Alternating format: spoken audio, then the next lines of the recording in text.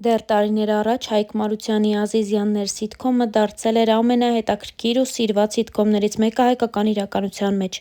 Սիթքոմի անձնակազմը ևս սիրված էր ու շատ քննարկված։ Հենց այդ սիթքոմից էլ Մարի Պետրոսյանը հանրությանը ճանաչելի դարձավ, սակայն որոշ ժամանակ անց հայտնեց, որ ամուսնացել է և հեռանում է ասպարեզից։ Մարին սոցիալական երկարատև դադարից հետո 3 նոր հրապարակում է արել ու պատմել իր կյանքի անցած բարդ ճանապարհի մասին։ Մարին հոլովակով ցույց է տվել իր մարմնի կապտուկները, նշել, որ ամուսինն իրեն ծեծի է ենթարկել։ «Հարգեք ու սիրեք ինքներդ ձեզ,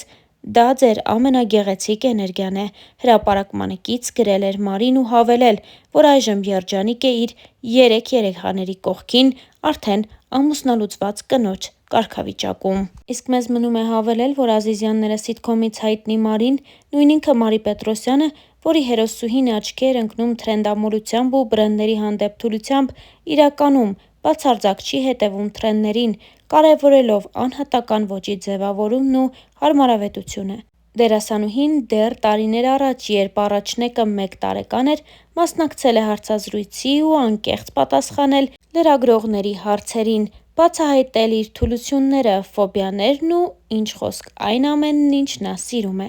Թե ինչպես է օրը սկսում, Մարին պատասխանել է. «Երեխայիս լացի ձայնով։ Նա է ինձ արթնացնում և միևնույն ժամանակ ժպտում եմ նրան ու փորձում օրս ուրախ սկսել, որ այդպես էլ շարունակվի։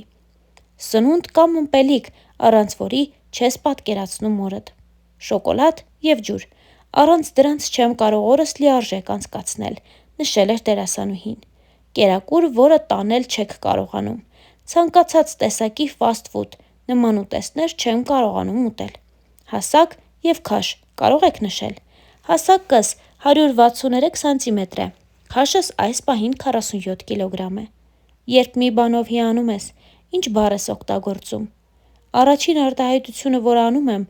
վայ, լսի, հետո շարունակում եմ. շատ սիրուն ա, նայած ինչ եմ տեսնում, ծիծաղով նշել էր նա։ Երբ բարկանում ես, որ բառն ես ամենից հաճախ օգտագործում։ Չեմ ասի այն բառը, որն օգտագործում եմ ամենաբարկացած ժամանակ, բայց հաճախ օգտագործում եմ ապուշ կամ նմանատիպ մի բառ։ Ինչպես ես փաղաքշաբար դիմում տղայիդ։ Իրականում շատ մեղմ չեմ արտահայտվում, ավելի շատ ներս եմ գցում զգացմունքներս։ Տղայիս դիմում եմ բալես կամ մոնթես։ Իսկ ինչ ֆոբիաներ ունես։ Ունեմ կլաուստրաֆոբիա։ Շատ եմ վախենում փակ տարածքներից, ինձ թվում է շնչահեղձ կլինեմ։ Նաև սարսափում եմ թիթեռներից։ Թրենդներից որը տանել չես կարողանում։ Ճիշտն ասած, թրենդամոլ չեմ ու ավելին, այնինչ թրենդի մեջ է, ինչը բոլորը համատարած կիրառում են, երբ աչք է ծակում, արդեն չեմ սիրում դա։ Ես ավելի հասարակ բաներ եմ սիրում, բայց ամենից շատ տանել չեմ կարողանում վարդագույն բմբուլներով ու նմանատիպ միտումներով հագուստ։ Որպես մայրիկ, ուժեղ ու թույլ կողմերը ձեր կնշեք։ Ես ինձ ուժեղ մայրիկ եմ համարում ու կարծում եմ, մայրիկները առհասարակ ուժեղ մարդիկ են։ Երեխայիս համար իմ ուժերը միշտ տեղում են լինում, միայն մեկ թույլ կողմ ունեմ, երբ քունս տանում է, չեմ կարողանում դիմանալ, ծիծաղով նշել էր Մարին։ Ֆիլմ, որը միշտ կարող ես դիտել։ Այս հարցին դերասանուհին հետևյալ կերպ էր պատասխանել. Լեոնարդո Դիկապրիոյի մասնակցությամբ բոլոր ֆիլմերը կարող եմ անդադար նայել։ Միայն իր մասնակցության ֆիլմերն եմ այդպես հետաքրքրությամբ մեկ անգամից ավել դիտում։ Որ տարիքի հետ են կապված հուշերիդ մեծ մասը։ Ցանկացած տարիքի հետ կապված էլ ունեմ հուշեր, բայց ամենից լավ հիշում եմ 18-ից սկսած բոլոր հիշարժան իրողությունները։ Օր, որը կցանկանայիր ջնջել կյանքիցդ։ Իհարկե տխուր օրեր շատ են եղել, բայց չկա նման մի օր, որը կցանկանայի ջնջել իմ կյանքից։ Առաջին անգամ երբ ես սիրահարվել։ Շատ փոքր տարիքում, երբ նոր էի դպրոց հաճախում։ Եղել է անկեղծ մանկական սիրահարվածություն, բայց իրական սերն ապրել եմ 20 տարեկանում։ Գույն, որը լավագույն բնորոշումն է քեզ։ Սպիտակն եմ ամենից շատ սիրում ու կարծում եմ, հենց դա է իմ գույնը։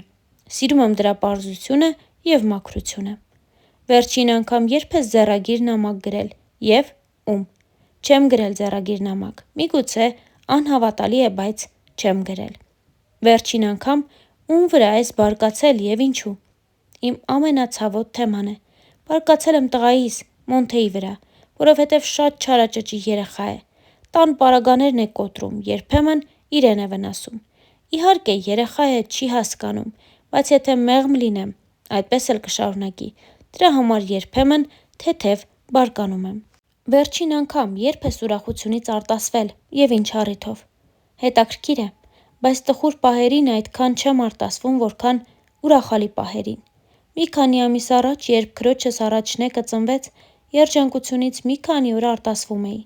Դա է վերջերս պատահած ամենահիշարժան ու հուզական պահը ինձ համար։ Ահա այսպիսին էր լրագրողի մյուս հարցը։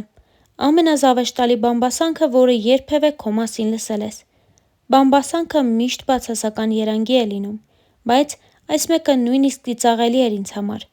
Լսել եմ, որ ոմանք ասում էին, թե ես անչափահաս եմ, բայց բալիկ եմ ունեցել։ Ինձ համար շատ զարմանալի էր, քանի որ չեմ կարծում տարիքիցս այդքան փոքր եմ երևում։ Բացի այդ, ինչ կարիք կա առանց ճշմարտությունն իմանալու նման բաներ ասել։ Ամենաչսիրածդ հարցը, որ տալիս են։ Անձնականիս հետ կապված ցանկացած հարց չեմ սիրում, բայց ամենից շատ չեմ սիրում, երբ հարցնում են, ինչ կա չկա, ամեն ինչ լավ ա, հենց այդ բառերի հերթականությունը տանել չեմ կարողանում, անկեղծորեն նշել էր դերասանուհին դեռ տարիներ առաջ։ Հարցազրույցներից մեկի ընթացքում Մարի Պետրոսյանը նաև խոսել էր Ազիզյաններում իր կատարած կերպարի և դերակատարման մասին։